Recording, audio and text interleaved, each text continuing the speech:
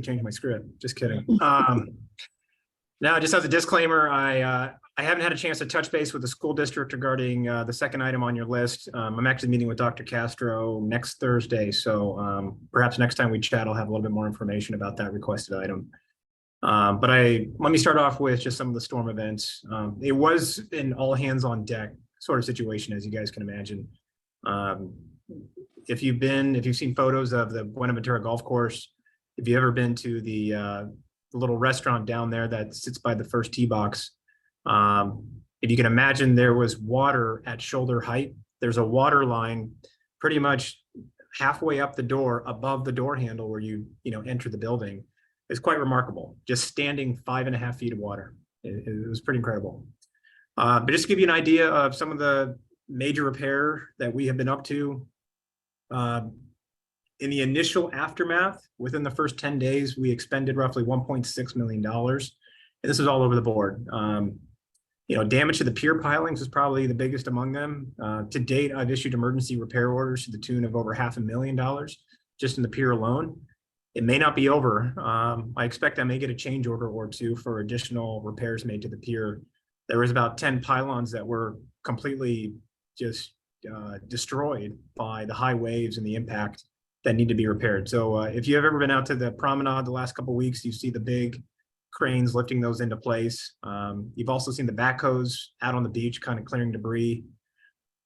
That work is going to be ongoing for some time. Damage to the pier pond seawall, $150,000. The Ventura Keys docks, another $75,000. We spent $10,000 to do a geotechnical analysis of Vint Street to make sure the hill was in good shape and there wasn't any danger of landslides in the immediate aftermath with all that moisture. Citywide debris removal, just stuff on our streets and roads, another $200,000.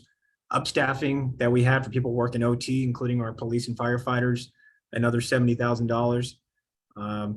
This stuff adds up. Now, the saving grace, I will add, is just last week, Ventura County was added to the FEMA declaration, which is a huge deal. Because as you can imagine, a lot of those expenses become reimbursable. Up until then, we largely would have been on the hook for all those expenses I just rattled off. The San Buenaventura golf course, that still remains a question mark. And for those of you who are golfers or just interested in that community asset, I'll have more to report out next time we all chat, but we're going to get the full damage report in the next 10 days or so. I'm not expecting those numbers to be pretty either, but if you've seen photos other than the 5-foot standing water I mentioned a minute ago, there was a lot of mud and debris pretty much covering the golf course. It was one giant lake essentially for about a week after the golf course or after the storm event. So we're still finding stuff that was damaged that wasn't readily apparent too. I would not be surprised if we discover things in the next couple weeks and month to come that we found out was damaged due to the storm event. So. I'm happy to take any questions, Greg, or should I wait till the end after I go through these other items? No, please do. I think the easiest way to facilitate it right now is if people don't mind putting into the chat. That would be one of those that helps us kind of sort through the questions, but we can also take some. Marilyn's got her hand raised, and as legend for the Midtown, we're going to let her ask her question. Just a quick question. I'm assuming the pier is closed still? Pier is closed. You can go up into the entrance to Eric Erickson's over there. The restaurants are still open? The restaurant is still open. I was actually had a nice poke bowl yesterday. Thank you. Best one in town, in my opinion. So you can still go there and enjoy the eatery. Thank you. Yeah.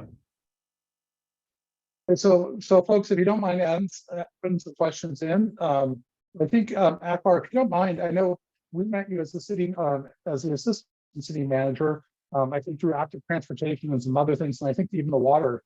Can you talk a little bit about your background of how you arrived here in Ventura? I think you've been here since 2019, if I'm not mistaken. But if you don't mind giving us a little bit of your background as we start getting some questions in. Yeah, absolutely. Just looking around the virtual room here, I feel like I've met several of you. Yeah, as Greg mentioned, I started out here almost 4 years ago as our assistant city manager, overseeing 3 departments, Public Works, Ventura Water, and Community Development. Really, the intention was kind of marrying a lot of those functions and making sure those 3 departments sang from the same sheet of music. I was in that role up until November 14th, just 3 months ago. After my predecessor's departure, I was asked to serve in the acting capacity as the acting city manager, which I've been in that role now for 3 months.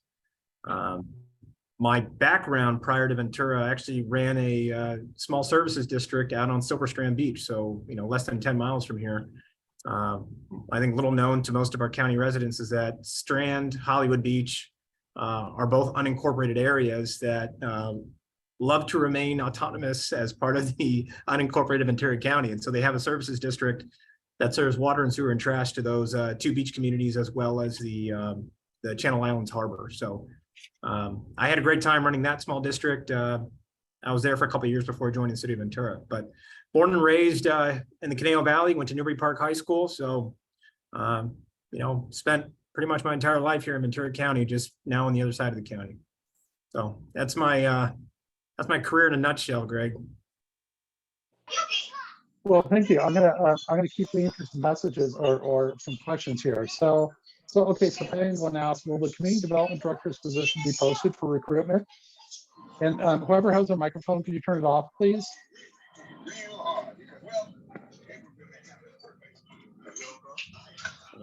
I'll answer that first question, Greg.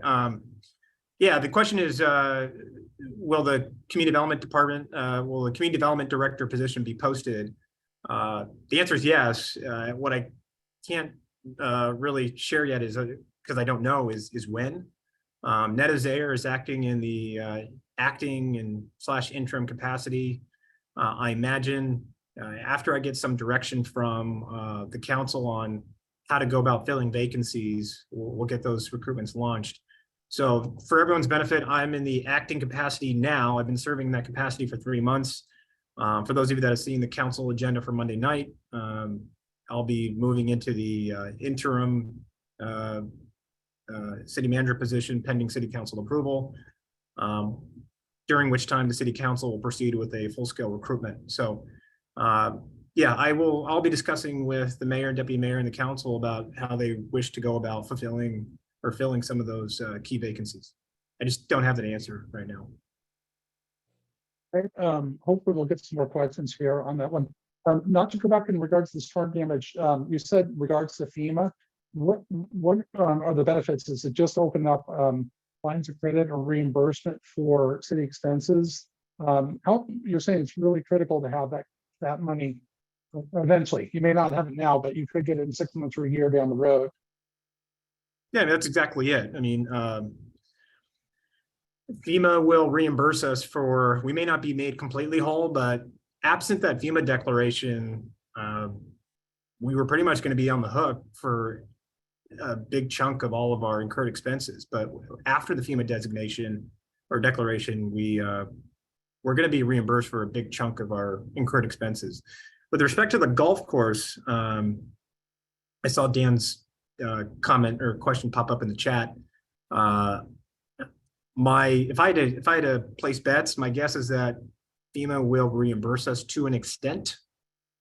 I don't think they'll make us completely whole in terms of the damage that has been sustained at the golf course. That's my guess, but that remains to be seen. My hope is that they do, but I'll be surprised if they do. That'd be a pleasant surprise. Here we've got another question. Thankfully, I feel like a telethon here trying to get questions. So I think you're being here. There's been a lot of building new residences throughout Midtown and downtown. There's been very little effort made to mitigate traffic issues through Midtown. What do you intend to do about the increasing traffic problems in Midtown corridors? Well, I think later tonight you'll be hearing from Tim Gallagher, and I saw Derek Towers on the line, and I could tell you I know about this much while Derek knows about this much on active transportation and multimodal means of getting around town. We have we have requirements and traffic impact fees for any new development coming online. Clearly, for folks that, knew our traffic patterns prior to some of these developments coming online, there are likely to be impacts for additional cars on the road. I think it's true of any community.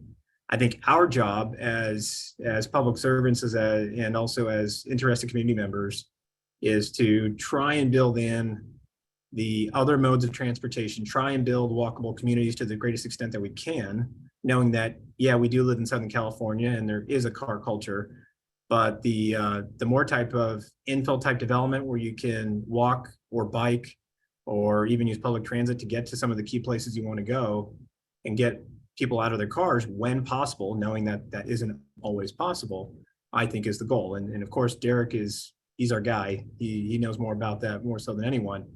But the infill type development is meant to create nodes. And as a good urban planner will tell you, you want to create nodes to create kind of that walkable environment where possible. So the other questions we got, Jeff brought up, infill development is designed to support active transportation and support multimodal traffic alternatives. I don't think it was really a question other than I think it's saying or supporting what you were already saying. So, and then Pat and Glenn asked, has the CFO resigned or been placed on administrative leave? I'm not familiar with this. What I can share right now is he's currently on administrative leave, and that's all about I can say on that topic. Okay, and then Wendell asked, how far do you drive to get to work? Thanks, Mr. Liliadol. I appreciate the question. Yeah, so I live in the Caneo Valley. I think I've shared that with some of you on screen. Thankfully, I'm counter traffic, so it's not too bad. I get to work in under 30 minutes, and I get a lot of work done on the way to and fro. Yeah. So, okay. So any more questions? And one of the other things I wanted to ask you was going back to the housing element. And from the Thomas Fire, I still think we're down units, correct? From the Thomas Fire, we still haven't recovered all the units because I think correct. we lost over, is that correct? So we're still pre 2017 levels as far as housing goes. Well, net units were above. I thought the question, sorry, Greg, I misunderstood. I jumped the gun. I thought your question was, have we recovered all the units we lost during the Thomas Fire? The answer is we haven't recovered all those units because there's still vacant parcels up in the hillsides, as you probably all are aware of. But in terms of net unit add, I'm going to go out on a limb here and say we're net above where we were in 2017, just because more units have come online across the city. And then pre-ops, there was going to be a study done for a bike path crossing Seaward. Is this still happening? Bike path across Seaward. Derek, you probably know more about that than I do. Do you have any info? Sure. Yeah, there was money collected from that development and it is moving forward. I don't have the specifics. If you want to email me, I can gather that for you, but it is moving forward. Okay, great. Derek, if you don't mind putting your email, if you're putting the chat, that'd be great. And then Phil asked, can we ensure that traffic studies include more than one project in an area at a time?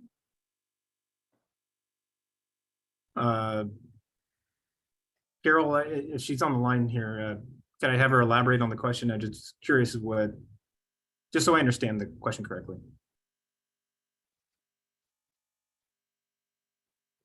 Carol, are you available?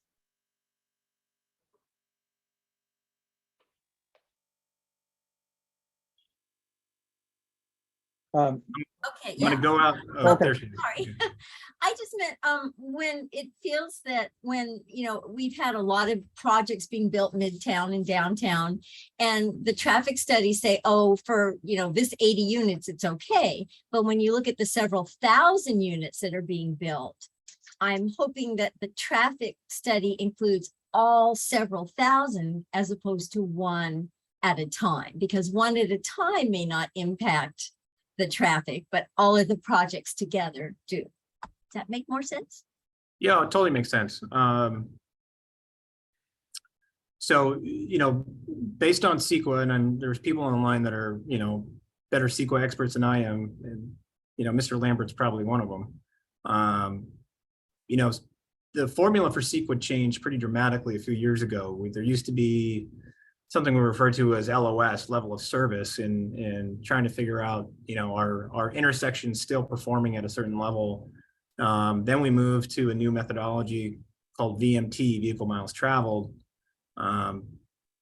It's, the state intentionally did that because it lent itself to relaxing some of the traffic impacts that were, felt by any one single development. But Carol, I understand what you're saying in asking the question here is, when you have multiple projects that are kind of up against one another, not to evaluate them in isolation, but as a whole, the challenge there is each project is required to perform CEQA analysis for just their project. Yeah. That's what the legal requirement is. To my knowledge, the city cannot require them to perform CEQA for a broader, for projects outside of their own impacts. What we can do is we can commission other studies independent of a land use application, much like with what we're doing with our parking and traffic analysis that Derek and team are working on in the downtown, for example. So there's other ways of us addressing this other than just a land use application, but I understand what you're asking for. Thank you. And then after now, schools in Midtown are driving up a lot of the traffic congestion. When the people remain on vacation, traffic is not terribly congested. I think we noticed that certainly during the pandemic, but schools are one of the greater, wouldn't you say, at certain times is probably a greater driver of traffic, or one of the greatest? Yep, and I see Derek smiling. So, if you've ever driven up Mills, trying to get an early morning pastry during school time, it's probably the best way to avoid a pastry because you'll not want to go. You'll save some calories that way. I know because I try often, and I love Cafe Facile. But yeah, Mills as an example, when you have the two school campuses, adjacent to the mall there, that's just, I'm guessing that the person who wrote this comment probably has experienced that once or twice.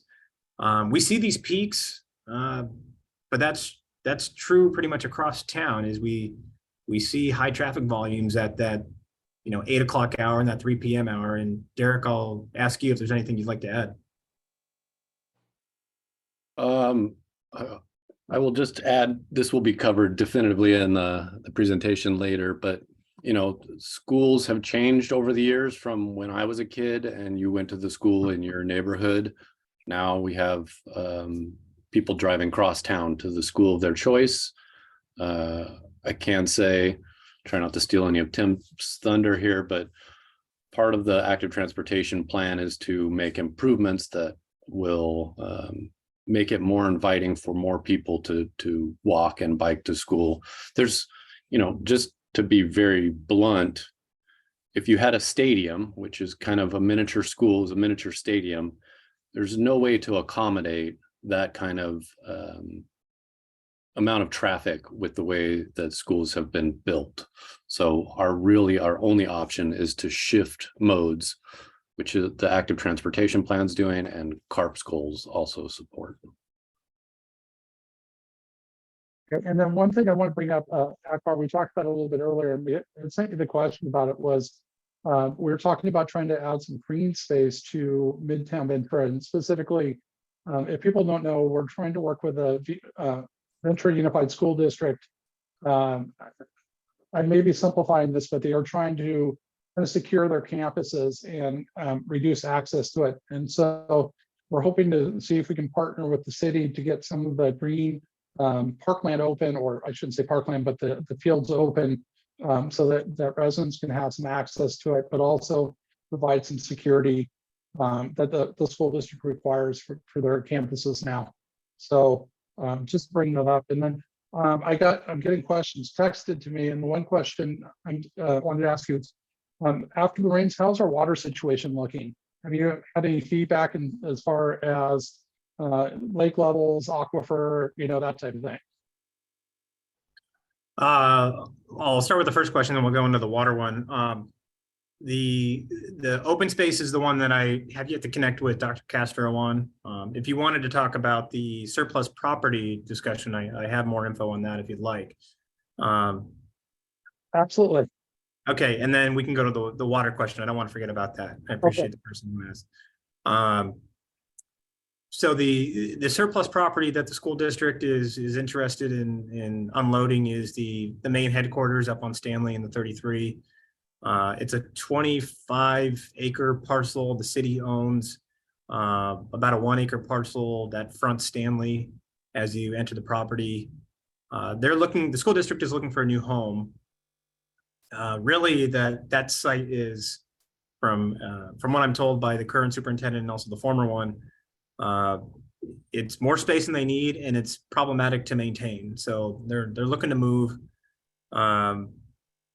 They will need the city to be a partner in rezoning that parcel, and that will be done. That'll be addressed through the general plan process. And so for those of you that have been part of that conversation, you'll likely see some change to that designation as part of one of the proposed maps. But I imagine that the school district will be looking for, they'll probably be producing an RFP here later this year in 2023 to try and get an interested partner to come in and build housing on that site. It remains to be seen what density they're shooting for. I imagine they'll probably go for, probably not single family housing is my guess. My guess is it'll be some mix of townhome type development. Maybe there'll be a rental or for sale component mixed in there with park amenities. I don't know if there'll be any commercial component to that as well. That remains to be seen. I think there's a lot of unknowns right now, other than they're looking to redevelop that site so they can find a new home.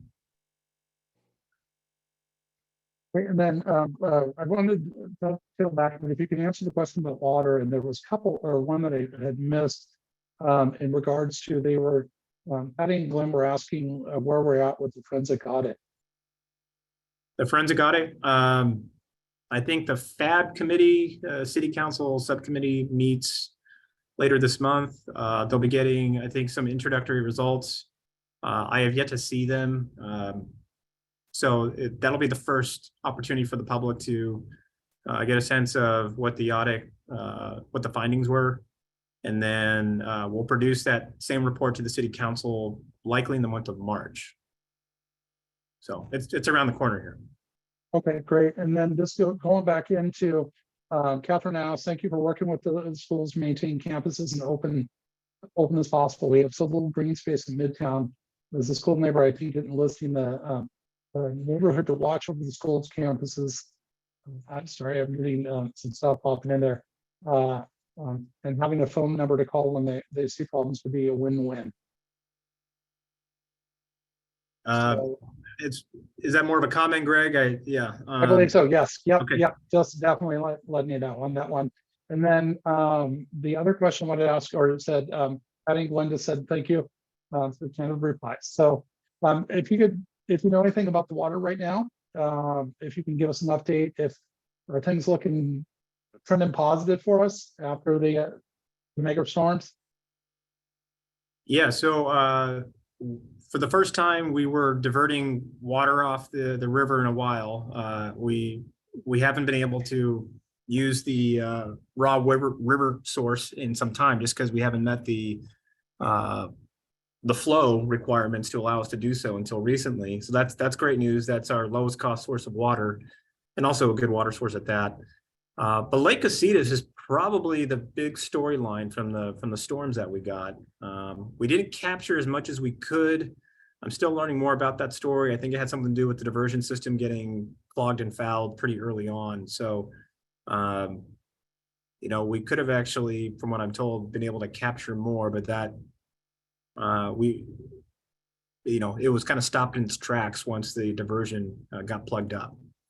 But notwithstanding that, I'm told that Casitas rebounded quite significantly. I don't want to quote a percentage because I'll get it wrong, but I can get back to you, Greg, with details. But I'm told that it went up a fair amount.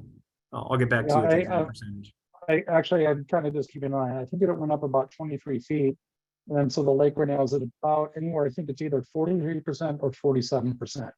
So previously, I think it was down to 23%. So it's definitely improving, and hopefully we get some storms this month. So we've got a couple other questions, and then we'll let you go. We'll get you off the hot seat here. But Christy asked in regards to what is happening with mall. She was told that the Sears building was sold. Have you heard anything? Our economic development manager, Meredith Hart, mentioned something about the Sears buildings being sold. I forget to whom, and I apologize, but I get a lot of information any given day. If I don't have my note in front of me, I may not remember.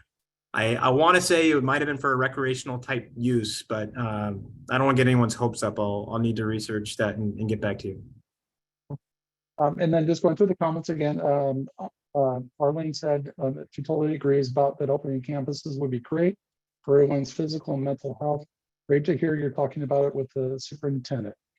And then Tree asked, is there any plan to make safer to bike in front of Ventura High so we can encourage walking and biking? Currently, one lane is closed and is used by the kids. Sounds like a question for active transportation.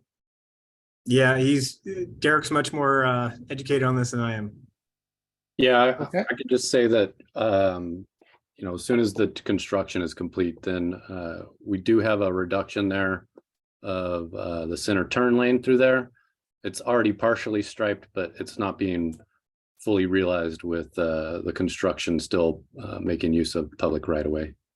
So we'll see once the construction's gone if we need to make any further tweaks along there.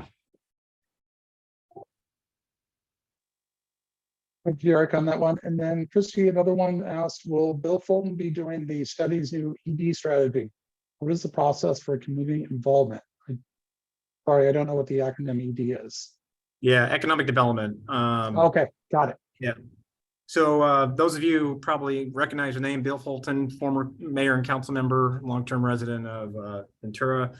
I think Bill is now in the San Diego area, if I'm not mistaken. We went through an RFP process to select a qualified consultant to help lead us on our economic development strategy. After we got several submittals, Bill and team were selected as the finalist. There's about a 6-month scope of work that Bill has embarked on.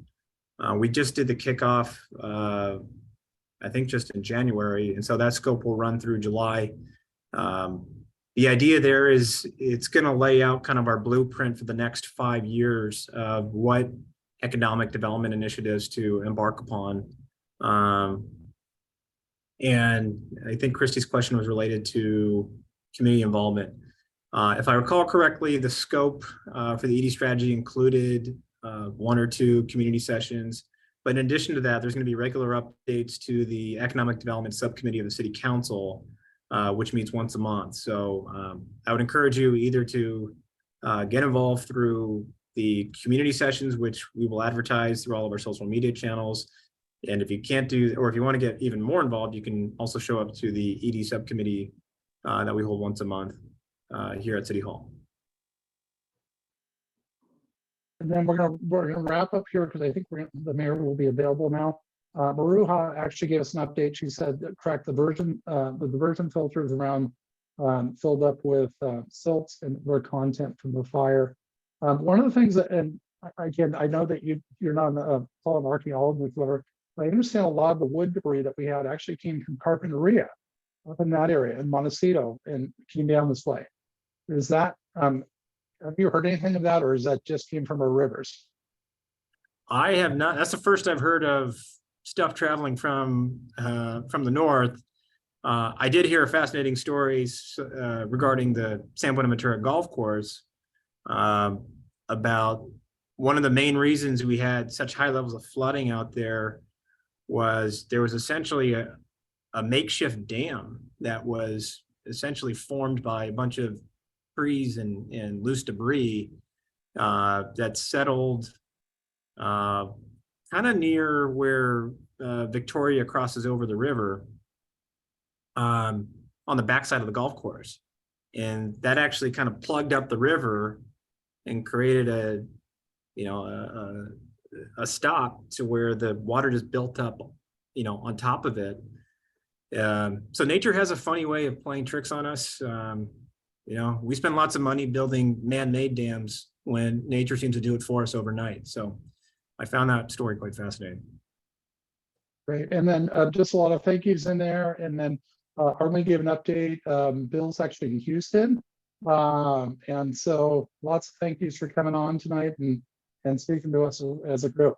So thank you. And I'm sorry if we didn't get everybody's question. I know that you're really responsive. So if somebody drops an email or whatever, you're pretty good. I'm not putting you on the spot, but that you usually get a response within 48 hours. So yeah, I tell the same thing to staff.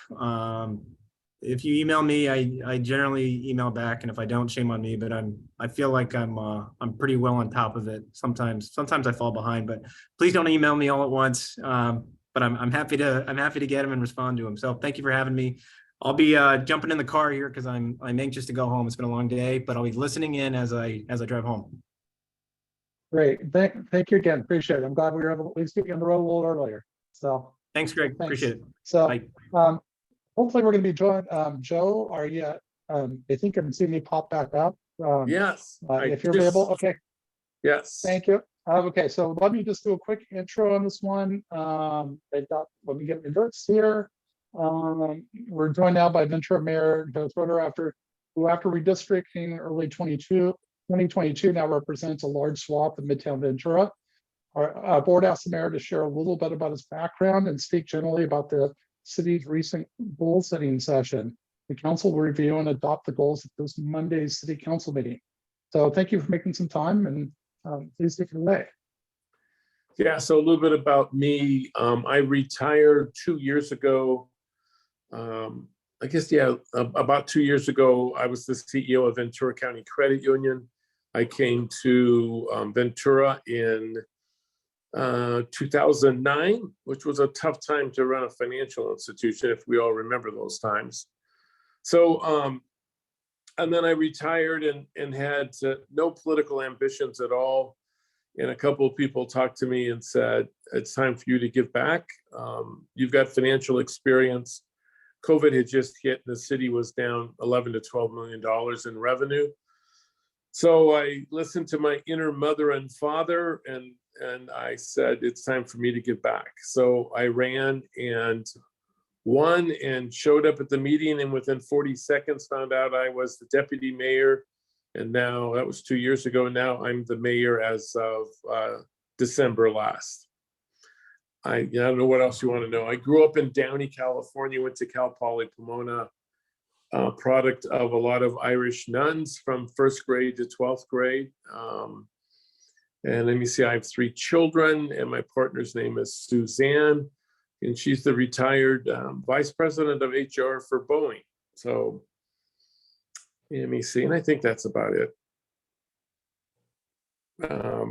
So city goals, we adopted 12 of them.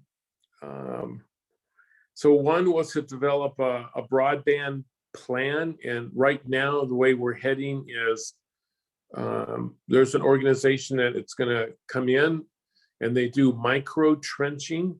They drop the lines in, and then they're allowed then to sell the trenching space to companies that comes in and want to use the fiber and sell broadband. So, and the thing that's really attractive about that is there's no cost to the city. They even pay for somebody to watch over them, as a staff position.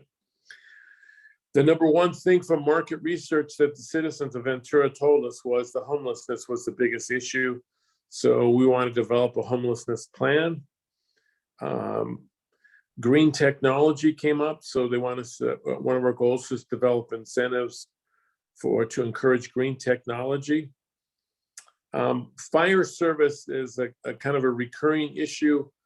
And when we did a study, I'm going to say about a year and a half ago, one of the major findings in it is 2 or 3 of our fire stations are not up to building codes from an earthquake standpoint.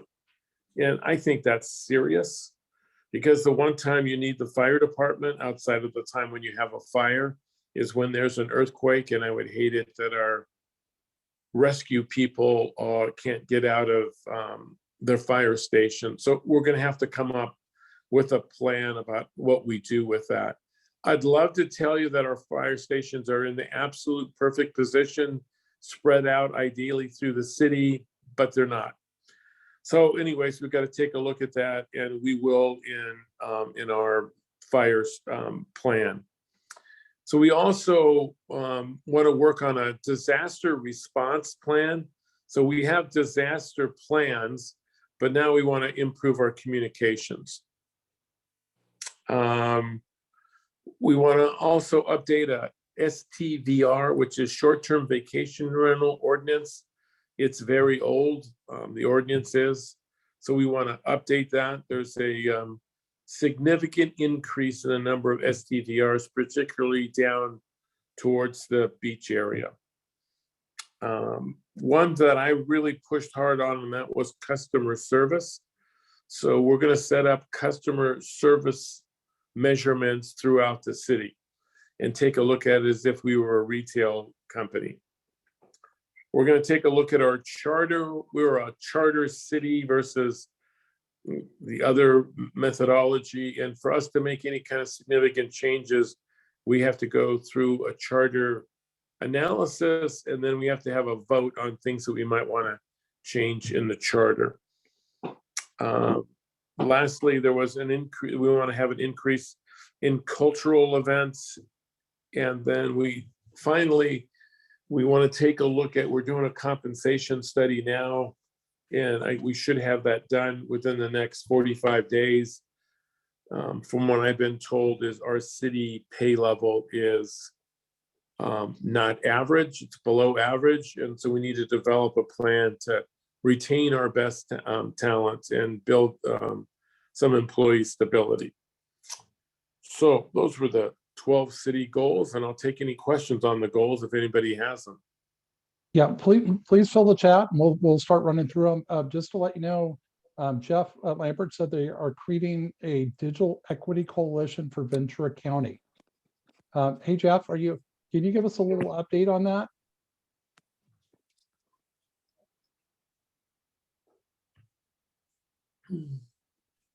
I'm putting Jeff on the spot.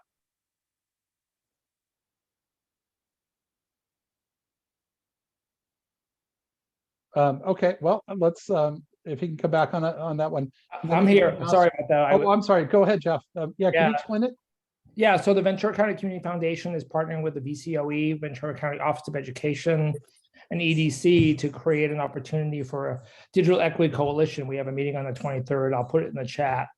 The goal is to make sure that we have access to digital equity for all people living in Ventura County.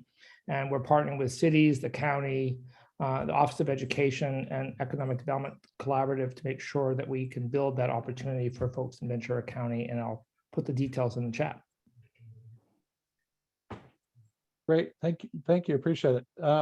And so, okay, so running through, Amy had a question. Is the Alessandro training facility going to be a new fire station? There's a lot of options. I don't know is the answer. The city does own that land. And I think they've got, I think I'm pretty close, about 3.2 or $3.3 million of money put aside by a development to fund, to improve fire service to the area. And so one of the options is to take that Alessandro area that the city owns and make it a fire station. That decision has not been made. And there is a lot of analysis that needs to occur before that does happen. Okay, and then Patty asked why a planning commissioner in good standing, Scott Party, was removed from his commissioner position without notice in the middle of his term, and who is replacing the commissioner. Can you talk about that? I know that now, correct, each council member can appoint their own planning commissioner. Yeah, so each city council member has the ability to appoint somebody whenever they want to. I was approached by a couple other people who were interested in the planning position. Scott's done a really good job for the city. And there were some other people that were very talented, and I selected somebody else. And that goes in front of the city council on Monday. Right, and then Karen asked, did you keep last year's goals? Excuse me. Greg, can you repeat that, please? Yeah. Did you keep last year's goals? That's from Karen. Did we keep, I mean, do I have a set of city goals in front of me now, or did we hit most of the goals? Is that the question? Yeah, I think that's what she's referring to.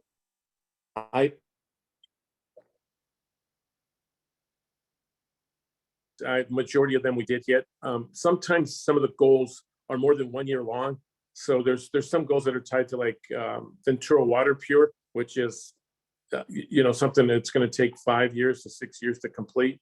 So some of the goals aren't meant to really be reached on an annual basis. Some of the goals are set for 18 months, but good progress was made on the goals.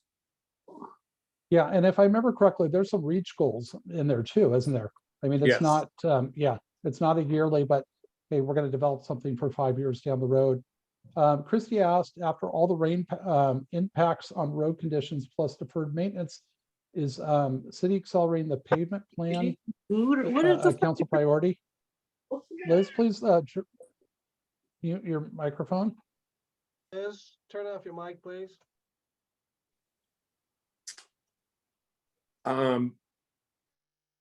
There is I think one of the questions that we're going to have to work with on Monday is the city passed a policy that said if there's a surplus, we wanted 90% of that surplus to go towards pension funding until we can get our pension funding at a level that gets you into quote a green zone, which is a good zone, which is normally 80% and higher. So I think Monday we're going to deal with that issue. And I'm getting back to streets and roads because the issue is, so it's 10.5. So the surplus was significant. So I think the city council is going to have to ask themselves, do we want to give all of that 10.5 million to fund pension liabilities, or would you want to do, and I'm just making something up, half of it, and some of that you want to spend on roads, on sidewalks, on economic development, on a whole host of things. So Monday, we're going to talk about that subject. Okay, and then going through, let me see what other questions we have. Okay, the housing element was recently submitted that stated the Midtown, Thompson, and corridors to be upzoned to a minimum of 3 stories by 2024. Does this this includes Midtown Overlay 1, which includes 7 terminated vistas. For that reason, Midtown Corridor Development limited buildings to 2 stories within this overlay. Was the city council made aware of this change? And do you think the community should have been more involved with this decision?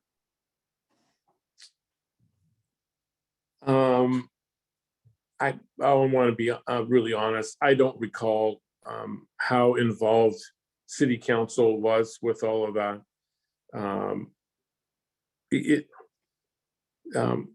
It's a big city, and I don't exactly recall right now off the top of my head the specifics on that. And yes, the citizens should always be involved in the overlays and the zoning. No doubt about that. Okay, and I think we're gonna, any final questions here before? before we send it on the way. And as I say, I'm sorry, I'm going through the chats here like everybody else, just trying to kind of keep up on that one. So if any other ones are coming in, I think I'll ask the simple question. Who's your pick for the Super Bowl on Sunday? Philadelphia. And is that just because you're a Philly fan, or you just feel like they're a better team? No, I'm a Ram fan. You asked me to pick one, and I think the spread's only 1.5 points. So I have no idea, but I gave you an answer. No, I get it. So okay. Any last questions from anybody? We appreciate you juggling community council meetings tonight. I know the Pierpont obviously has its own its issues going on down there, right? Obviously the vacation rentals and things. So yeah. So they've been very busy on that. Yeah, Greg, one last thing. Just did Akbar go over the Buena Golf Course at all with everybody? He did, yes. Okay, yeah, good. Yeah, he All discussed the damage to it. So, and then I guess one last thing. I spent some time with executives from the X Games, and the City of Ventura is one of 2 finalists to get the Summer X Games this year, which would be from a revenue standpoint and tax standpoint for us would be really big. And I think it would be a lot of fun. And they're looking at using the fairgrounds in a couple other locations. So we'll find out in the next 3 weeks. You know who our competitor is? They wouldn't tell us that. I'm going to bet it's San Diego. That's if I had to bet, I would bet there too. Yeah. Unfortunately, they have a good TOT tax that they can throw some incentives towards them. So yeah, and they can throw a bigger population at it. So it depends upon what the X game wants. If they want like a cool vibe, I think it's Ventura. If it's the population that they want, and if it would be a city like San Diego or South Orange County, I think. So we'll see. Okay. Well, Dan gave us a news alert. It is not San Diego. So anyway, so Bobby, thanks you for speaking. I appreciate it. I know Commander Caliento, I saw him join us. So we thank you for coming and speaking tonight. So great, thank you. So Ed, do we have you here?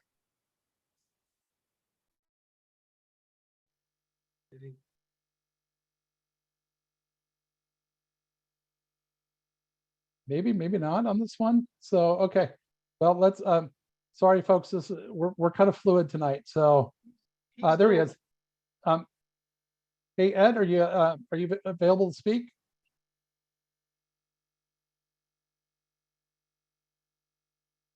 I believe he's working tonight, so it's kind of one of those half dozen of the others. So I think what we're going to do is we are going to move on next. I believe we're going to move to the Ventura Land Trust. Let me see what we've got coming up here. So Leslie, I think I see you on there. Yes. Okay, perfect. Let me do a quick introduction. Thanks for bearing with us. I'm sorry, it's having to jump around here. I can't imagine how folks do live TV.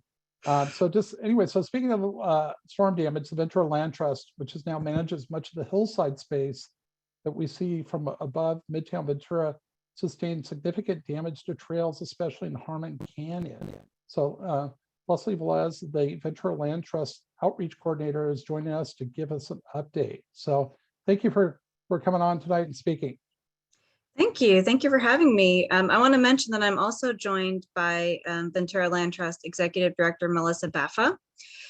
She's on here, deep in the audience list, but she's here to take questions too. And if there's any conversation points that she can contribute to, then please feel free to direct questions to her. But yeah, thank you for having us here. In the January storms, we recorded at Harmon Canyon Preserve about 5.5 inches of rain.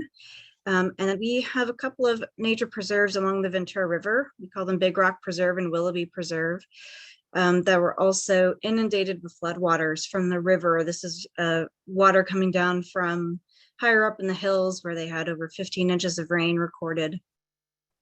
And so both of those preserves were heavily damaged. And Harmon Canyon Preserve as well sustained a lot of damage in the roadways and on our trails. And so our team took a couple weeks to evaluate everything that had gone on there, everything that had happened, waited for the waters to go down. And now we're undertaking a long process of repairing things and watching those preserves recover on their own as well, especially in the river corridor. So we're here to take questions about what people want to know, especially about Harmon Canyon Preserve or even in the hills behind town. Okay, if everybody can put some questions into the chat right now, that'd be great. I think let me just ask the question. I know recently you guys received a major state grant from the state, correct? I believe Senator, or yeah, I believe he is Senator. Steve Bennett was able to secure that funding. Can you talk about what that's going to mean as far as the purchase lands that you're going to be able to connect as part of this? Sure, yes. Yeah, Assemblymember Steve Bennett worked with Senator Monique Limon to help us secure this funding. And a large part of that will go toward helping us finish the acquisition of Mariana Rancho Preserve, which is located in the hills behind town. It's 1,645 acres of land. And it's between Two Trees and Grant Park, roughly. And in fact, includes the large tree, the left tree of Two Trees. The property boundary goes between the two visible trees there. And that land was purchased by Ventura Land Trust in early 2020. We fundraised for a few months in late 2019 toward about a $4 million purchase price of that land. And we needed some loan financing to complete the purchase. And so we had about $1.5 million in loan financing that we were chipping away at and working to pay off. And our plan was to make sure that we paid off that loan before we opened the land to the public. We were directing resources in that direction. But with this state funding, $7.2 million, we'll be able to fulfill that loan. So we'll be out of debt. We will also put some of the funding toward a capital campaign for Harmon Canyon Preserve, which is a $2 million capital campaign that had been going on for several years. And so also with that funding, we'll be doing some infrastructure build outs on Mariana Rancho Preserve, things like parking lots, fencing, trails, educational signage to make sure that when people are able to visit there, they can do so safely and, find their way around easily. Melissa, do you have any other contributions to what that funding will go toward?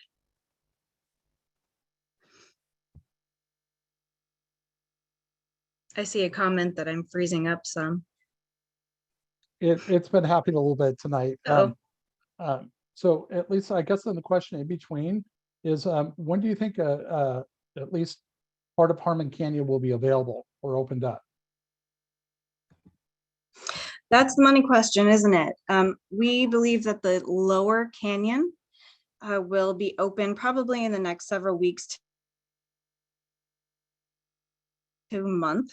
That includes the canyon about 1.5 miles up the main fire road. That's usually the dog turnaround sign, a sign that says no dogs past this point. The lower canyon was less impacted. There are a couple creek crossings there where we saw some significant erosion. And we're working very, very carefully to tidy those up in a way that's ecologically sound. There's a lot of science that has to happen first, where we're evaluating the habitat and the soils in those areas to make sure that we don't impact drainage or the creek flow or the creek beds in a negative way. And so we'll very carefully repair those and rebuild the road crossings in those areas. But the lower canyon should be open in a few weeks to a month. The upper canyon, however, was damaged all over the place with some significant hillsides, mud flows, sinkholes, and significant washout on the creeks. Harmon Canyon Creek crosses our roads 8 times on that preserve. And every time it crosses the road, it was a significant washout. And so the back 2/3 of the property likely won't be open for several months. I'm sorry, everyone. Okay, no problem. Marilyn, I know that you've had your hand raised if you want to ask your question. Yes, just a comment. Thank you for being here. And you may recall I'm Marilyn and I was at your last 2 land trust meetings to speak about the possibility, I know it's way premature right now, of preserving 2 trees area as permanent sculptures as the logos that we remember. And if you look at Dan Long's picture there, I believe the 2 trees are the logo for the Ventura Council, right? For this council group. But anyway, most people that I've spoke to love the idea of having permanent sculptures up there and maybe turning it into a picnic area. So I know it's way too soon with everything you have on your plate to make any decisions, but just promoting the idea and keeping it live maybe. Thank you for all you're doing. Thank you, Marilyn. Yes, I so appreciate that you have that on your heart. Yes, thank you. So, and then another question Mark asked, is there a map available that shows the newly purchased land? We have maps in-house, certainly, which we'd be delighted to share with you if you'd like to schedule a meeting. I don't have any on hand right now to show you, but we can dig those up and post it on our website and make it visible for everyone to see. Okay, and Leslie, last year we hosted a series of community meetings and which maps were shown. And sorry, my microphone hiccuping, my reception hiccuping. We did host a series of community events where we showed maps and we showed a conceptual trail map of where people will be able to navigate on the property. And as we move forward with those plans, then those maps and those trail maps will evolve. And so when we're ready, we'll make those more public and more accessible. Okay. Oh, there you go. Somebody's got some map info in the chat there. That's great. You're a little ahead of me. Derek had a question about what is the timeline for opening Hillcrest to the public? That sounds like Mariana Rancho Preserve, where it's adjacent to Hillcrest and those hillside neighborhoods. Right now, we've got our eye on 2025, but things are fluid. That's kind of a goal date. We do need to put some infrastructure in place. We need to look at public access points and ways to get people up on that preserve and accommodate parking in a way that doesn't hinder existing parking and the flow of traffic, especially in those neighborhoods adjacent where those roads are narrow. We want to be respectful of everyone's property and property boundaries and making sure that the public doesn't descend too heavily on that preserve where it becomes an issue. So we have some things to think through and to work through so that we're set up really well. And when we do open the gates, it's a positive thing for the whole community. So stand by. Okay. And then Jeffrey, I wanted to add that the Land Trust has had such an amazing impact on our community, and thank you for all you do. Thank you. And then Catherine asked, I appreciate that there's demand for hiking and biking our hills. I appreciate that BLT has the goal to protect plant and wildlife habitat. The hills are important wildlife corridors. Thank you for all that you do. Thank you. Agreed. Yeah, and then Derek, same thing. Lots of kudos to the group, which I wanted to ask one question. I know you guys have a lot of trail cams up there, am I right?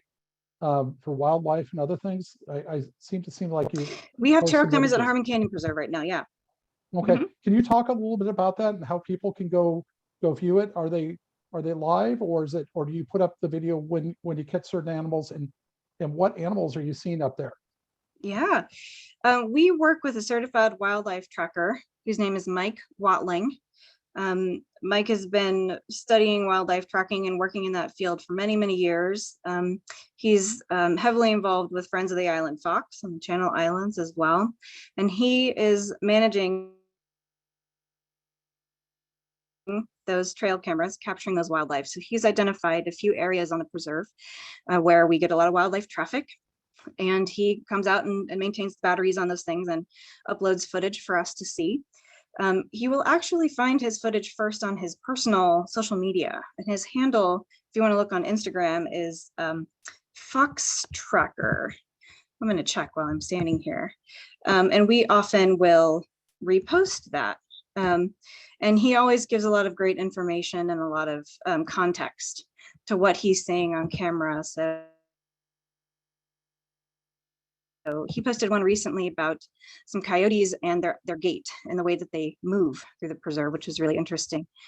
And we see wildlife on that preserve, everything from bears and mountain lions down to native bees and lizards and all kinds of birds, hundreds of species of birds and raptors, hawks.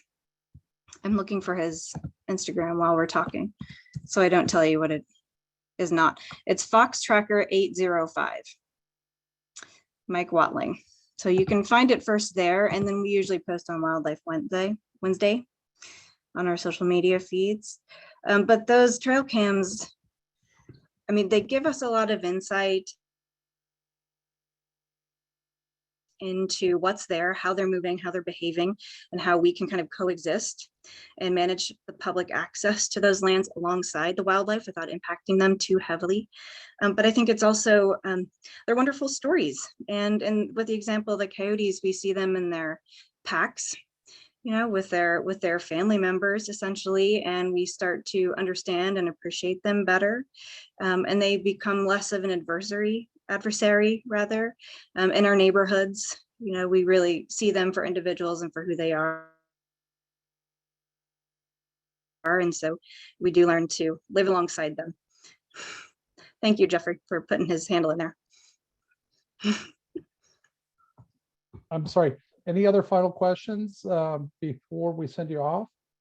We thank you for coming tonight. Hopefully you can get the repairs done quickly. It's going to be great to go up there in the spring. It's just going to be beautiful. It will be. So, Yeah. so Yeah. Stay tuned to our social media and to our website for when the preserves open. And I do want to put in a pitch for a volunteer opportunity that we have this weekend, Saturday, February 11th, at Willoughby Preserve. Willoughby Preserve is in downtown Ventura on the Ventura River. It's between the Main Street Bridge and the freeway at West Main Street. And where the river flowed through there and receded, it left a lot of trash and a lot of debris that washed in through the catchments and through drainages. So we're going down there to clean it up, and we're hoping for a really huge volunteer turnout. We'd love to see 100 people down there working with us and helping to clean up that area so that it doesn't wash into the ocean. It definitely will. If we leave it, it will eventually deposit in the ocean. So we need all hands on deck, and we would love to see the community show up for us there. So check it out online. It's on at venturalandtrust.org/events. It starts at 9 a.m. on Saturday. And there are instructions on our website about where to park, where we're gathering, and how we're moving down into the area where we'll be volunteering.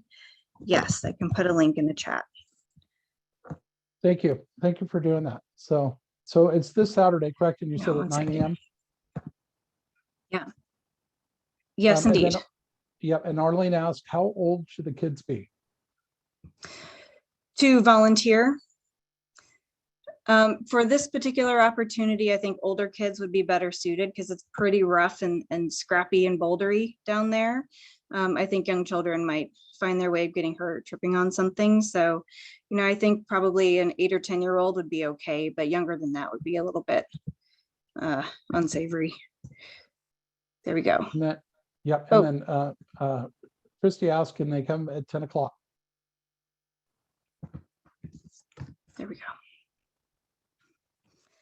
You may come at 10 o'clock.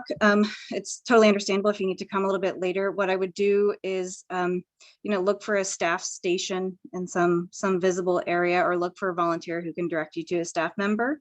They'll get you set up with waivers or with work gloves and trash bags and give you the lay of the land. Great.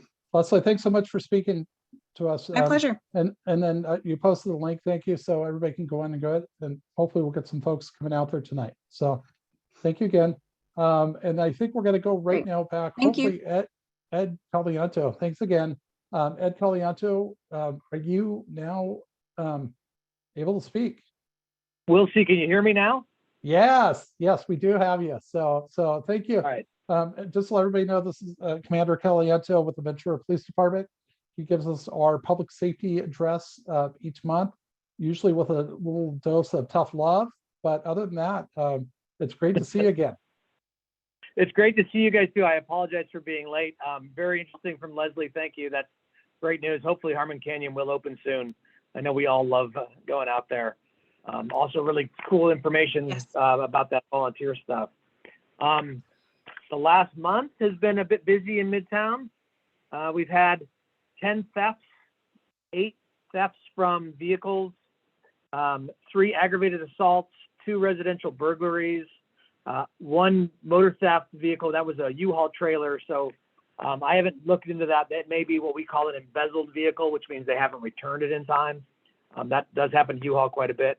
And 1 commercial burglary. The aggravated assaults, most are involved downtown and, you know, happen after, like Mom said, nothing good happens after midnight when people are drinking. So we've had some you know, good old fashioned bar fights. We've also had some of those commercial burglaries. The laundromat at 1700 East Thompson Boulevard was broken into.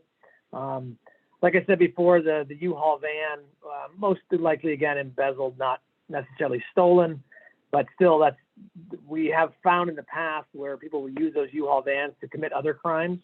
They're not a great getaway vehicle, but they can carry a lot of stuff. So we did have a couple of residential burglaries. One was a garage burg, so I always like to remind people, you know, there are a lot of opportunists among out in Ventura, so make sure you're locking your garage, locking those side doors.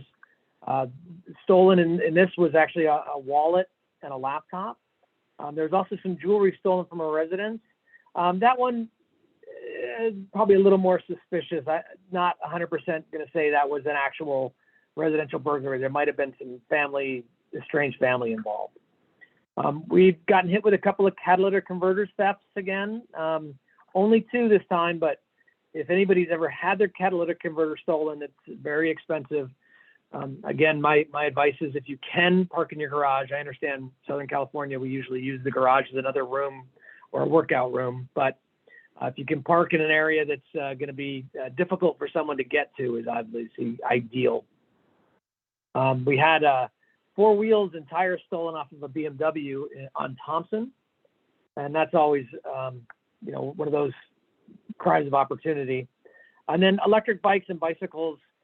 Please, if you do have an electric bike or a bicycle, look at the city website, the Ventura Police Department website, register your vehicle.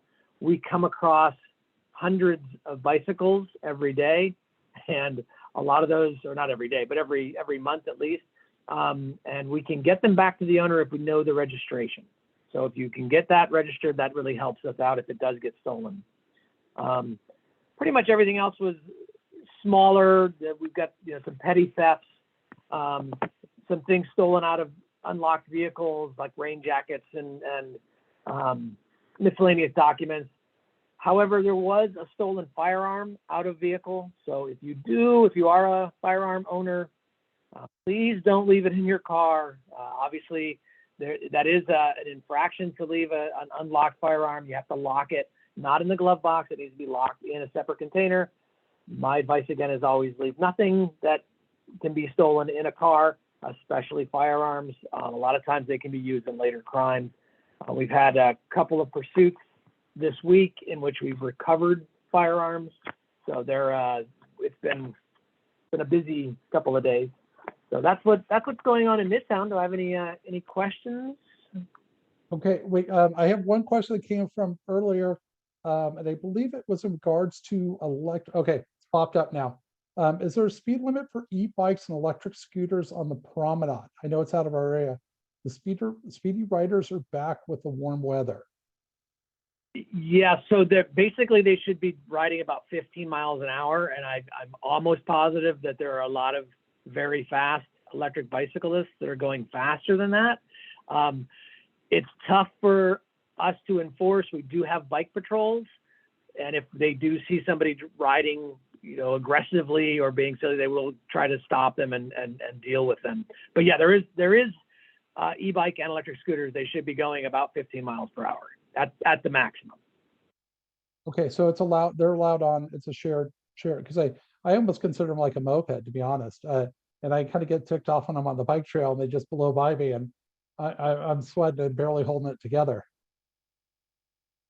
So they are allowed on the promenade. They are allowed on the bike trails.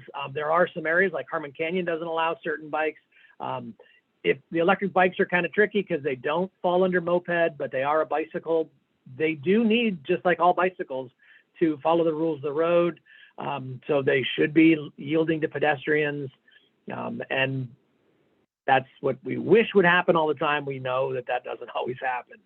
So if you do have an electric bike, please ride carefully, especially if you're going to be around pedestrians, and know that if you're a pedestrian, bicycles will tend to cut you off and vice versa. So be careful, please.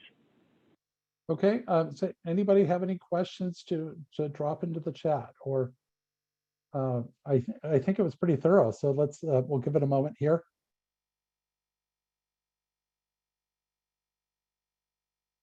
Okay, well, is there something being done about the electric bike speeding downtown? And that's from Patty and Glenn. So depending on where you're talking about, if you're talking about in the closed off areas, they're supposed to be going, again, under 10 miles an hour, supposed to be going slowly. There are the red shirts, the ambassadors that are down there. They will try to rein that in if they can. And we also have our patrol task force. They will patrol on bicycles. They'll be in the downtown area. And then we have our regular beat police officers. So yes, but it goes to the old adage, there's never a cop when you need one, unless you happen to be speeding and then we're behind you. So yeah, it's not something that we're out doing everything, but it is something I will mention now that you said, you've seen several people almost taken out. I'm going to mention it to my bike patrol guys to say, hey, warmer weather, people are out there. And I'll also throw it out there to the ambassadors too, because they do a pretty good job of at least being somebody down there that can look like authority. So thank you for that. Great. Seeing that's it. Thank you for coming on. I appreciate it. I know you're juggling a lot of plates today. I know you're working and having to pop into these meetings. So again, it was good seeing you. We'll hopefully see you next month. Yes, absolutely. Hopefully I'll be there. So good to see everybody. I'm glad everybody's safe, and Happy New Year. Great. Thank you, Ed. Appreciate it. And so next up, we've got we have Tim Gallagher, who's going to be giving us doing the active transportation plan, give us an update on what's going on. And just to let you know, Tim, I wore my Dodgers shirt for you tonight, so in your honor. So I'm going to share the screen. I know you've got a PowerPoint, or I can run my PowerPoint, whichever you want to do. It's up to you. If you want to take it, you'll get a lot of interruptions from me saying, okay, Greg, next slide. But how about I'll give it to you. I'm going to hand it off to you and let you run it. So sounds good. And you can wear whatever shirt you want. We'll just see in October. That's all. All right. Exactly. All right, buddy, let me get this up and share that and ask the question you're all used to by now. Can you see my screen? Okay, so thanks for having me tonight. We appreciate it. We're here about a year and a half ago in this process, and just want to talk tonight. You have three purposes in mind with this presentation. The first is to give you an update on a refresher on the active transportation processes, the outcomes that we're hoping to work on, and preview, tell you what we've come up with so far, and then discuss how to promote it and give us more input, because we are not done with this yet. As our favorite, our second favorite Los Angeles announcer, Chick Hearn, used to say, the Jello's in the icebox sitting up, but we're not there yet. So we still got time on this. So I know active transportation is one of those things that's just on everybody's lips at the breakfast table, right? Everybody's always talking about it. Now, it's a term that's used a lot in planning. So let's go back over and refresh what it is. It's a plan to create walking, biking, rolling, taking transit. It's about rebalancing the roadway network and creating great choices. virtually everywhere in this country, we created our cities around the car, right? This nobody's fault in particular. That's just the way we did it. And now there's a lot of momentum to change that. And it's going to take time, it's going to take money, but the results of active transportation are terrific in terms of health, air pollution, just creating a better city in so many ways. So what's so special about Ventura's effort is that this is the first time the city's done this. The planning portion of it is paid for through Caltrans. Now, this is an important distinction I'll get to with you in a minute. The planning process is paid for. The projects are not paid for. And so we're going to go through the process of how that happens. And then, of course, this is not done in a vacuum. It's done in conjunction with the general plan update and a number of other projects that are going on in the city now. For instance, the 2011 bicycle master plan is a part of it. But Caltrans and the state of California is very ambitious. You know, California does a lot of things where they try to be first, and they're really moving first on this active transportation. Anything they can do to support walking and biking. And the city of Ventura is well positioned to invest in active transportation. So this planning process is helping us define the investments we need to make. And by the way, we've already had close to $14 million sent to the city for active transportation projects. And later on, if you want, Derek can tell you where some of that money is going to. This just proves that we know how to create a timeline, and also demonstrates to you we've been at this since the spring of 2021. And if you look at that last dot, we're almost there. We're almost at the final plan for adoption. Not yet, but we're in the fourth and final engagement. And we'll talk to you tonight about how you can still stay involved with us. So there's several key components to this plan. In addition to the plans for walking and for biking, there are safe routes to school plans. I heard folks talking about there earlier tonight. These are going to identify the opportunities for ongoing integration of the safe routes to school programs and projects. And there's also something called the complete street recommendations. That's how you integrate active transportation in all the ongoing policy implementation and decision-making related to transportation priorities.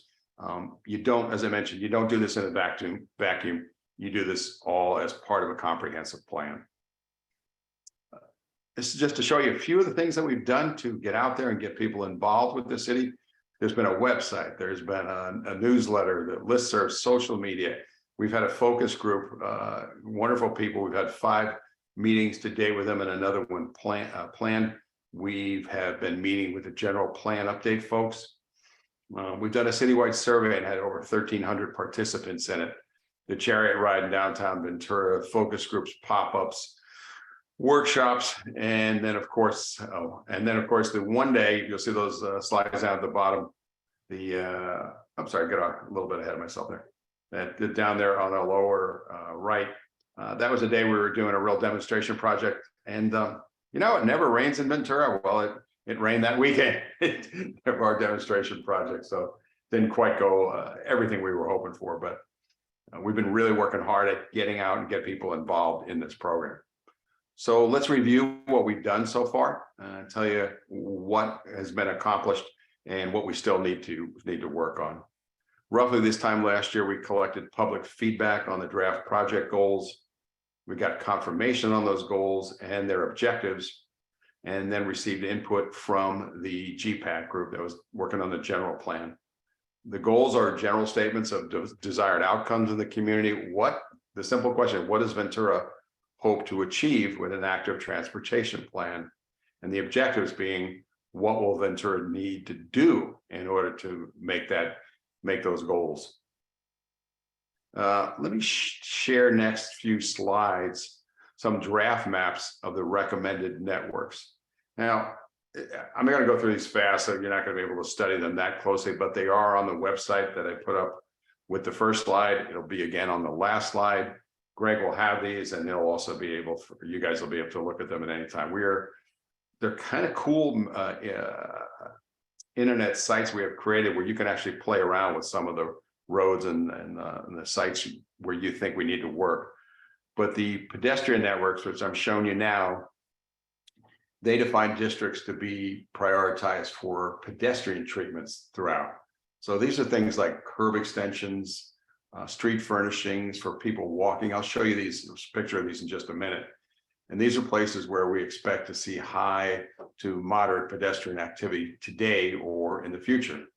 We're also in these maps identifying the corridors. So these provide direction to where you can fill in the gaps and provide connection between the districts. Whether you're walking or cycling, I'm sure you've all had that experience where you're walking, you're cycling, you feel safe, you feel protected. And then you come to a stretch of a few streets or maybe a little bit longer where it doesn't feel so safe anymore. Well, what we're trying to do here is identify those gaps, create corridors for people to go down those places and feel safe the whole time. So for the pedestrians, the priorities are wide sidewalks, high visibility crosswalks.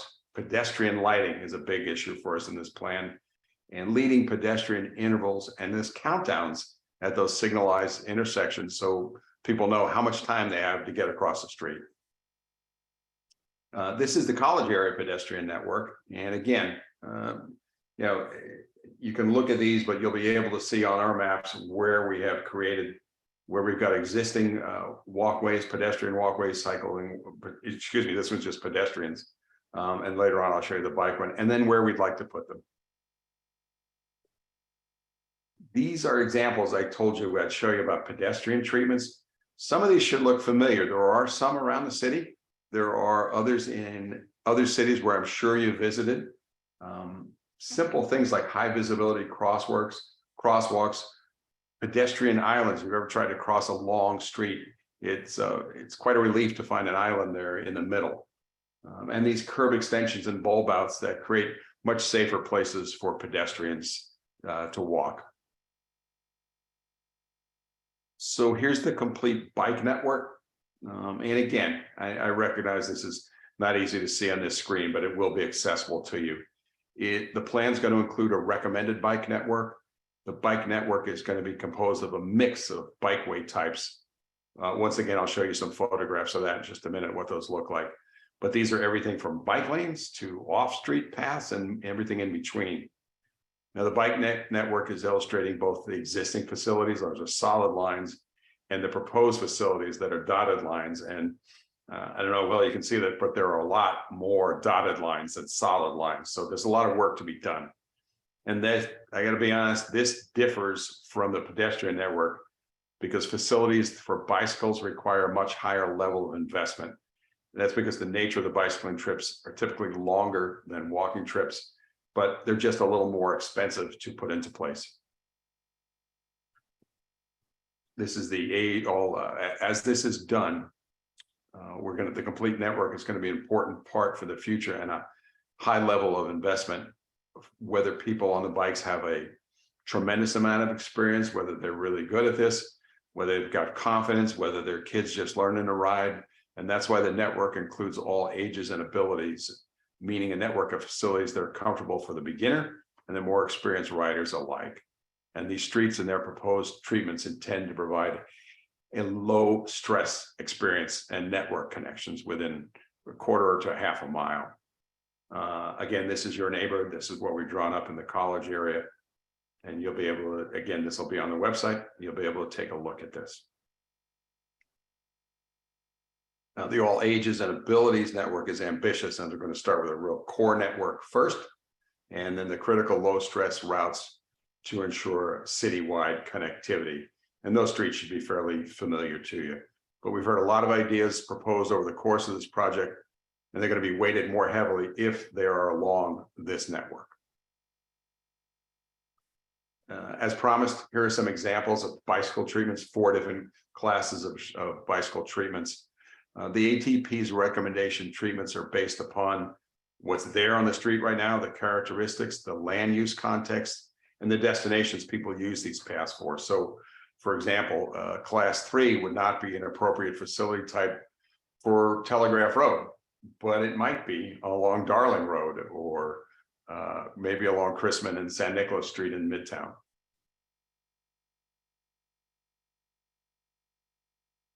Safe routes to school. Again, this came up earlier in the night as we were talking, getting our kids to safe. We've got somewhere around 10,000 or more kids going to school in the city every day. We want to get them to school safely. Many of them walking to school. Not all of them are dropped off. Some of them are walking. For the first time, this interactive map format that the city can update over time as projects are completed, and will show all 15 elementary schools, the 4 middle schools, the high schools, and the 1 K through 8 school. These are all on the maps, and you can look at these, see what we've done so far, and still give us suggestions about them. So where are these investments important? We've developed a list of nearly 200 bike projects and a list of pedestrian projects. So obviously not all these are going to be implemented at the same time, and they won't all come overnight. So we've developed a prioritization process that proposes how to prioritize active transportation projects in relation to each of the goals. It informs a weighted values-based evaluation framework to score the project and the program potential to achieve these 3 goals. And it was developed based upon the input from the active transportation focus group and the citywide workshops that we've been doing. So you can see what they are. They're connectivity, filling in the gaps, equity, making sure all of our neighborhoods are treated equally, and safety. We want to go where the demand is high and where the potential is for an accident is high. Those are the places we're going first. How and when to advance the, not only does the prioritization process help us determine where to invest, but also how and when. And the final plan will include the full list of the projects for the city to track and update over time. But we are going to focus on showcasing the priority bike and pedestrian projects that rise to the top. These following slides show how we have engaged to date and preliminary findings from the community outreach. The public review draft out very soon on story map. That is an interactive and engaging way for us to present the final maps and projects that the ATP proposes. It's hosted online and going to include all of these listed items. And the story map also includes a survey component during the public review period. So we're not done yet. We've still got more work to do on that, but you will see on these maps, you'll be able to go just like you do on Google Maps, for instance, and get very close up and granular in your neighborhood and see what projects are being proposed. So as we prepare for the public review draft plan, we're preparing for a 4th and final engagement milestones. The exact dates will be out later in the spring. We want to close by asking what feedback you have on some of these pop-up locations that we put up there. We talk about the mall, the downtown farmers market, Main Street, the East Side community, and down at the pier. Do you have any ideas about how we can increase participation in the community bike ride, and how we might expand our reach within the draft plan? And just let me close on a more personal note. I've lived in the county for 27 years in different locations, and I now live in a part of the county where they've done a really good job building bike paths, building walking paths, and it's phenomenal to see how many people are out of their homes, out of their cars, walking, meeting each other, talking to each other, and this neighborhood feels so safe because people are outside of their homes and they're active. It just adds so much to a community when you've got active transportation going on in there. And I'm sure Ed would say the same thing. Any police officer would tell you this.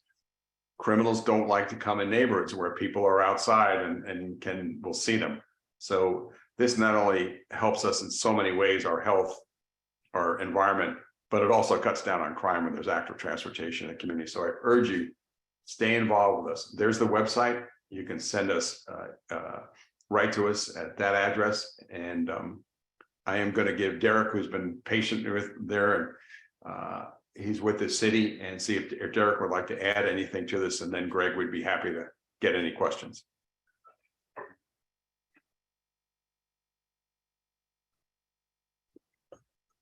Thanks, Tim.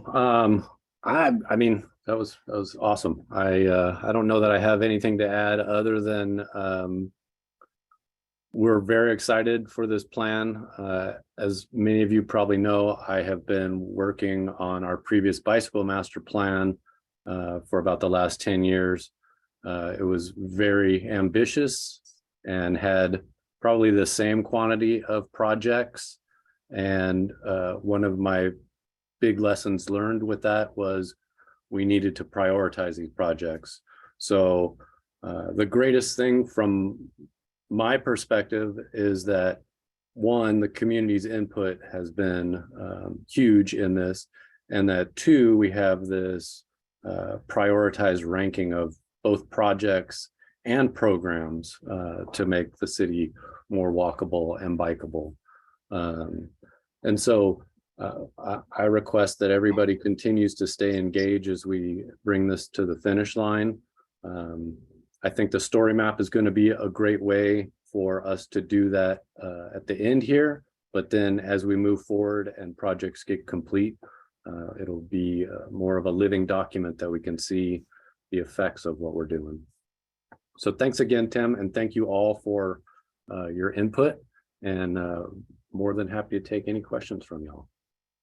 Yeah, Derek and Tim, do you guys want to start hopping into the, a bunch of questions or comments have popped up in the chat. And I think they've been answered a little bit, but the first one from Maryland was asking, is there a number that seniors can call for transportation for special needs? And then I'll just let you guys run it from there. Okay, thanks, Greg. Sure. I tried to answer some of the questions as I saw them coming up. I saw that question, and I believe Carol. Yeah. And Yes, Derek, I know Carol. you answered it. I don't know if everybody's in the chats or not, so that's why. Yeah. That's why I just bring them up. Okay, awesome. Carol actually posted a link to one of the services in the city for seniors, and I think there's also various resources in transit. That's my least known world. I lean heavy on Sergio, coworker in my department, for transit information. My email is in there. If that link does not provide the information for you, feel free to reach out to me. Let's see, where else were there? Yeah, if you want to jump to Christy, I asked you, but I think it's a good question for everybody. Is there state grant funding for fixing and widening sidewalks and street trees? Yeah, so I think that leads into what Tim had mentioned as far as the plan has been paid for by a Caltrans grant, but all of these projects are likely to require grant funding. Fortunately, we're in a time when there's more active transportation grant funding available than ever before. And so both the bicycle infrastructure projects as well as pedestrian infrastructure projects, those are all under the umbrella of active transportation. And so we've identified those 200 improvements, well over 200, probably 200 in each bicycle and pedestrian. And so it will allow us to tell a better story in a grant application. That's kind of the main driver of grant applications. First, we have this wonderful plan that has engaged the community. Now we'll be able to put together an application that tells a story of, here's the needs in this area for both bicycle, pedestrian, transit, and we'll be able to spell that out in the grant application.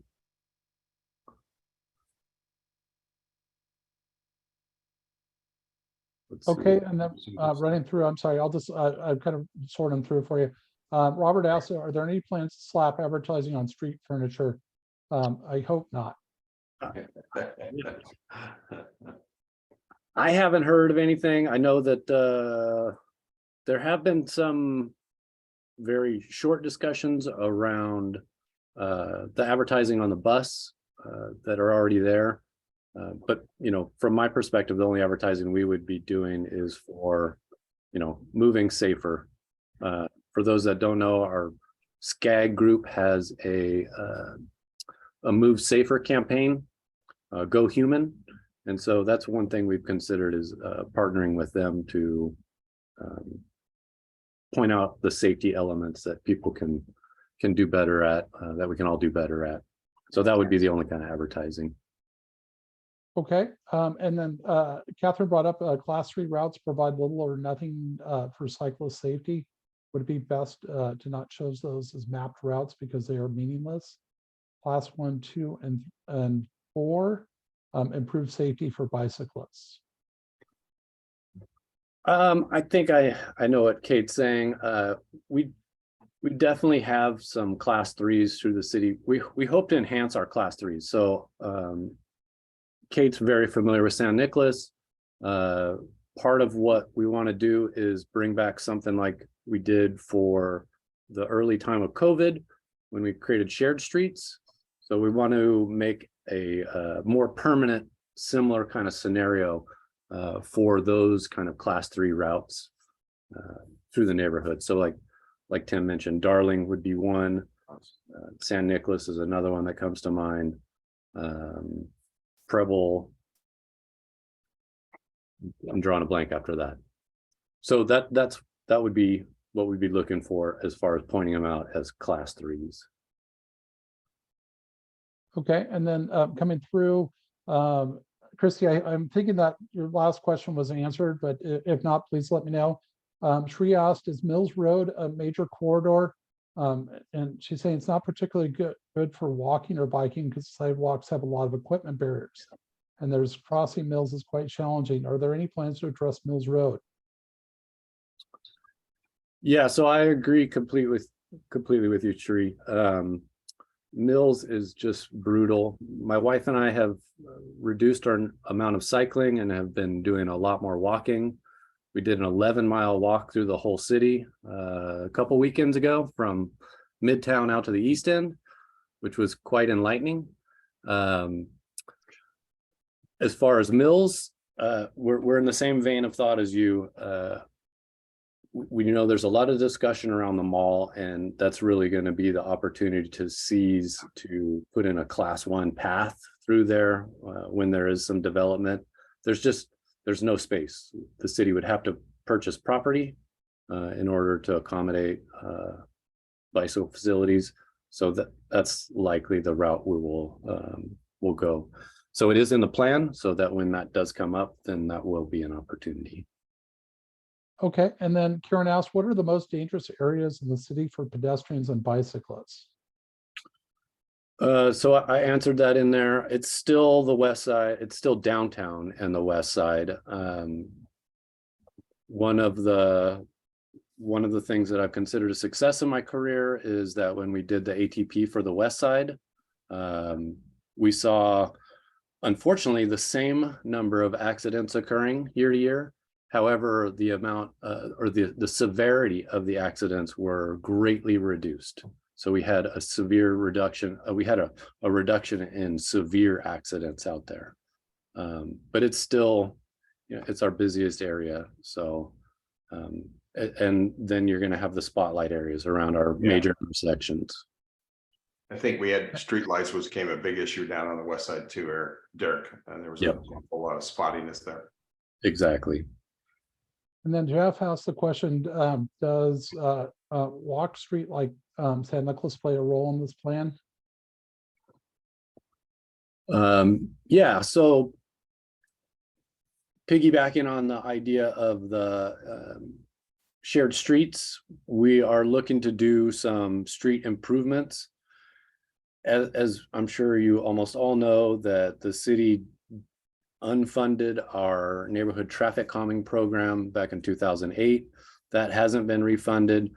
We've identified that we'll need more staffing really to bring that program back on. There's a huge demand for it, but we are looking at some other ways to provide some similar, probably through a grant project, actual street physical improvements for both walking and biking on those types of streets.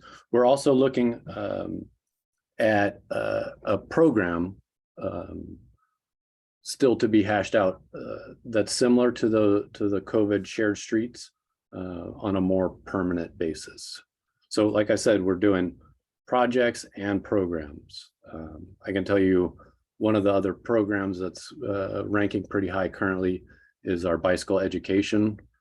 We're in all of our sixth grades right now in the city. And we're looking to move to fourth grade in the coming years. We're doing some pilots this year, actually.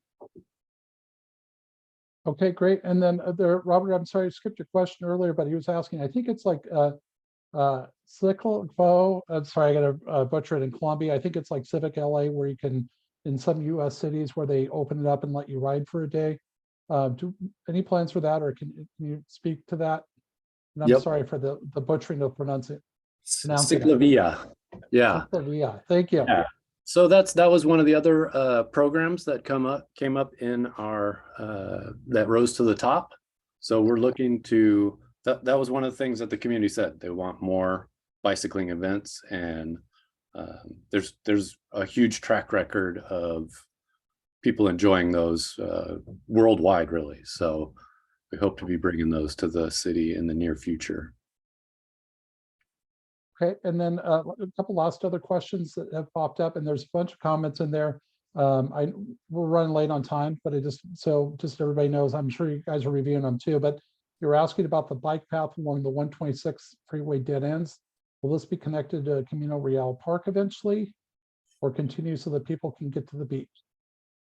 So that's been one of the big, that one's way up at the top in the rankings.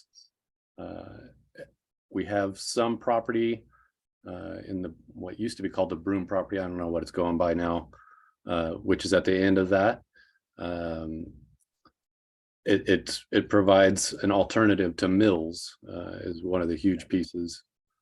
So yes, that one is way up in the rankings.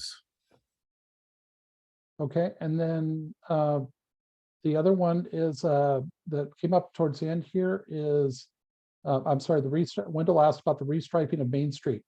Has pushed a lot of traffic to Polite and other cross-town streets, but there are few cyclists seen on Main Street. How do we get traffic back onto the main, onto the high-capacity roadways? I'm guessing you're referring, I'm going to guess you're referring to the downtown closures of Main Street. I mean, how do we get it back to the high capacity?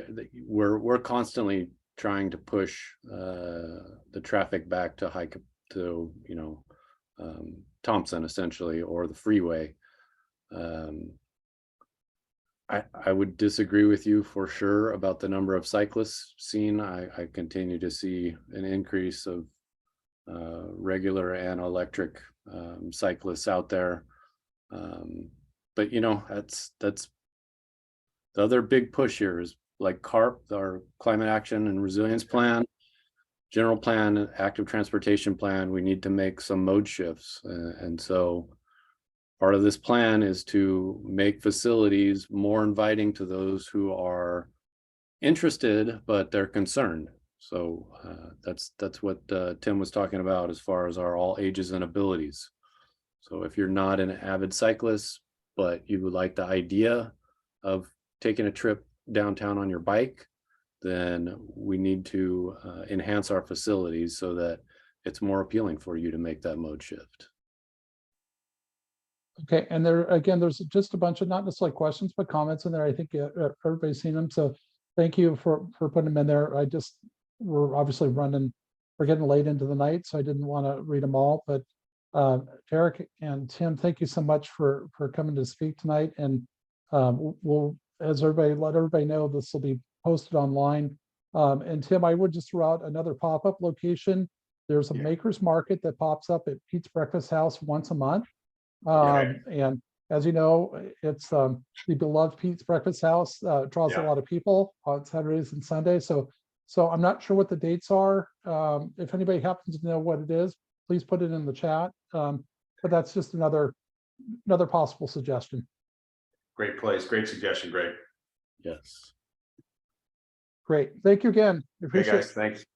Thank you, guys. Staying up late with us. So, okay, so we are now in the portion for committee announcements. I'll ask the board members if you have any announcements, and then let's ask our membership if they've got anything.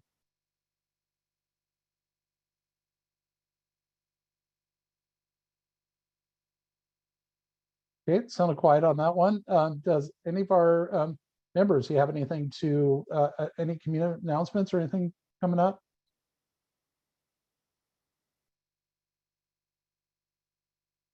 Bobby does. Bobby, please do. Please go.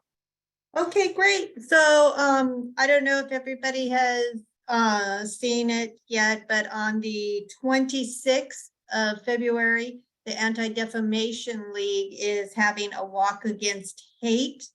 It's going to be held at Caneo Creek North Park. And it's going to be a full day of, or a full afternoon of festivities, starting at 1 o'clock, and the walk starts at 2:30. And then on the 28th, the Ventura County Interfaith Community is going to be meeting here at 7 o'clock. That's what I have. Great. Thank you, Bobby. Mhm. It's good seeing you. Appreciate you coming out last month. And any other community announcements? Okay, with that, I just want to let everybody know that we will be meeting in person next month on March 9th at Grace Church in Midtown. Currently, right now, we have Ventura County Supervisor Matt Rivera scheduled to speak. And then also the Midtown Ventura Community Council will hold its yearly board elections. So just as a reminder, you're eligible to vote if you've attended at least one meeting and live or own property within the Midtown boundaries. You can go to our website to find out. And then Patty and Glenn, I saw your comments. We'll pull our sheet and send you an email and let you know. So want to let everybody, thank you for coming out tonight. I know it was a long meeting, but learned a lot of good stuff, especially let's keep our fingers crossed for the X Games. So we always love tourist dollars. So thanks again, everybody, for coming out, and we'll see you on March 9th. Thanks, Greg. Good night.